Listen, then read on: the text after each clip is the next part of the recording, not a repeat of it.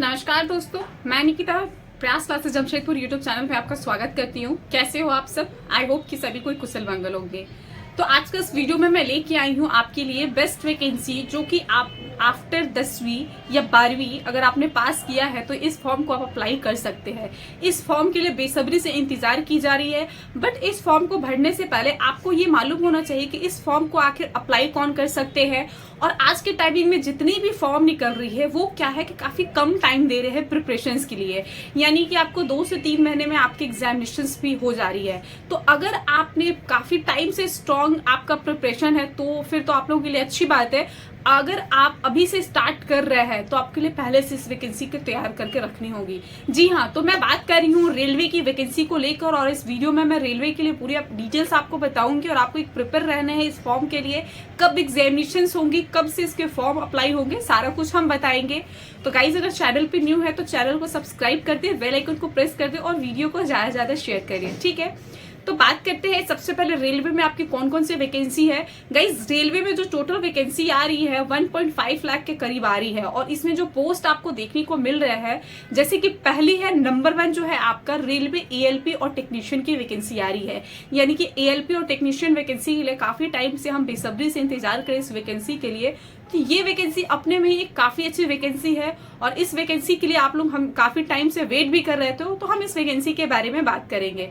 इसके साथ ही हम वैकेंसी नंबर 2 की बात करेंगे, जो कि है आपका आरपीएफ में कांस्टेबल और एसआई की, जो कि आपको काफी टाइम से वैकेंसी निकले नहीं है, और इसके लिए हमारे रेल मंत्रालय ने भी इसकी बेसिकली ऑलरेडी हामी भर चुकी है और इसकी पूरी प्रक्रिया तैयार हो चुकी है। तो इस वैकेंसी के लिए भी बारे में हम बात करेंगे। और लास्ट जो वैकेंसी है रेलवे में आपका जो टीटी की वैकेंसी आ रही है, यानी कि ट्रैवलिंग टिकट एग्जामिनेशनर, ठीक है, इसकी वैकेंसी के लिए आ रही है। तो इन तीनों वैकेंसी के लिए बात करेंगे, इसको लिए कौन अप्लाई कर सकते हैं, क्या एलिजिबिलिटीज होती है। तो सभी के लिए जो एलिजिबिलिटीज क्राइटेरिया है सब अलग अलग होते हैं, तो पूरी डिटेल से बात करते हैं। सबसे पहले मैं बात करूंगी नंबर 1 वैकेंसी, यानी कि रेलवे एएलपी टेक्नीशियन वैकेंसी के लिए। तो बहुत लोगों के डाउट्स है कि रेलवे जो टेक्नीशियन वैकेंसी है वो सिर्फ टेक्निकल वाले ही पर्सन भर सकते हैं। जी हाँ, ऐसा नहीं है। देखिए, पहला कंडीशन ये है कि अगर आप इस फॉर्म को अप्लाई करना चाहते हैं तो आपकी 10वीं पास होना चाहिए, और साथ ही आपके पास आईटीआई की डिग्री होनी चाहिए। तो अगर आपने 10th किया हुआ है, आईटीआई डिग्री है, तो इस फॉर्म को अप्लाई कर सकते हैं। और अगर आप नहीं किए हैं तो आप क्या कर सकते हैं, तो उसके लिए दूसरी ऑप्शन है कि आपकी 12वीं पास होनी चाहिए साइंस से। यानी कि अगर आपने 12वीं पास साइंस से किया है तो भी आप इस फॉर्म को अप्लाई कर सकते हैं, और अगर आपने 10वीं और आईटीआई किया हुआ है, 10वीं पास और आईटीआई किए हैं, तो भी इस फॉर्म को अप्लाई कर सकते हैं, ठीक है।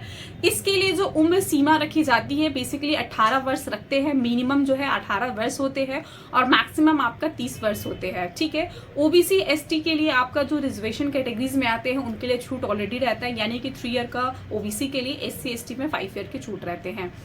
और इसकी जो एग्जाम प्रक्रिया होती है बेसिकली सीबीटी 1 में आपका जो पेपर आते हैं, गाइस इस वैकेंसी में सबसे अच्छी है कि आपका इंग्लिश नहीं होता है। जिन स्टूडेंट को इंग्लिश से काफी वीक है और काफी डर लगता है, उनके अच्छे मार्क्स नहीं है, उसके अलावा अगर आपके मैथ्स जीके काफी स्ट्रॉन्ग है, तो ये वैकेंसी आपके लिए अपने में एक पावरफुल वैकेंसी और काफी अच्छी वैकेंसी होती है। तो इस फॉर्म को आप जरूर अप्लाई करें।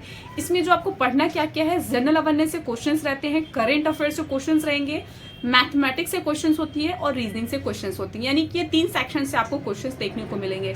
जो जनरल स्टडीज है उसमें आपका साइंस टेक्नोलॉजी से भी क्वेश्चंस रहते हैं, रेलवे से भी क्वेश्चंस होते हैं, और कुछ क्वेश्चंस आपके हिस्ट्री ज्योग्राफी बेस्ड भी क्वेश्चंस होते हैं। इसके अलावा आपके करंट अफेयर्स के भी कुछ कंटेंट होते हैं, ठीक है।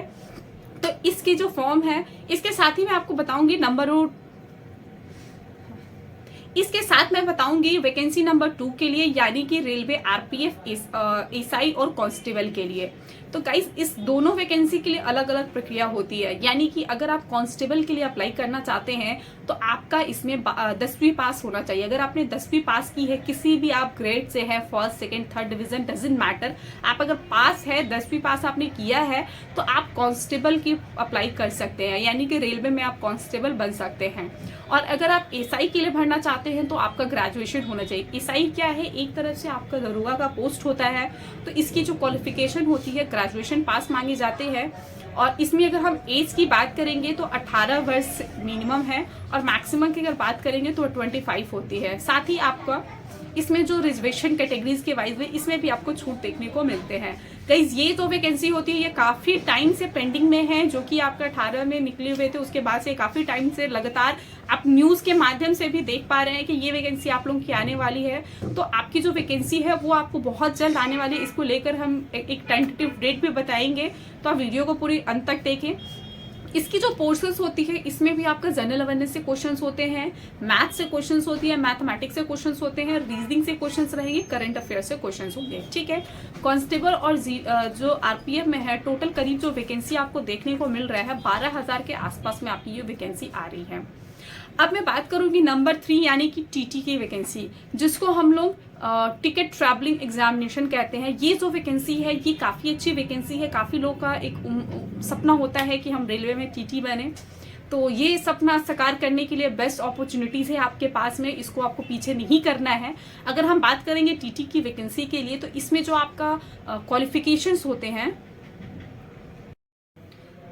तो बात करते हैं पोस्ट नंबर 3 की यानी कि रेलवे टीटी की वैकेंसी के बारे में। तो इसके लिए जो आपकी योग्यता होनी चाहिए, आपका 12th पास होना चाहिए। अगर आपने 12वीं पास की है तो इस फॉर्म को अप्लाई कर सकते हैं। ठीक है, और इसकी जो मिनिमम एज रखी गई है, मिनिमम जो है वो आपके 18 वर्ष है, मैक्सिमम आपके 30 वर्ष है। इसके अलावा आपका रिजर्वेशन इसमें देखने को मिलते हैं।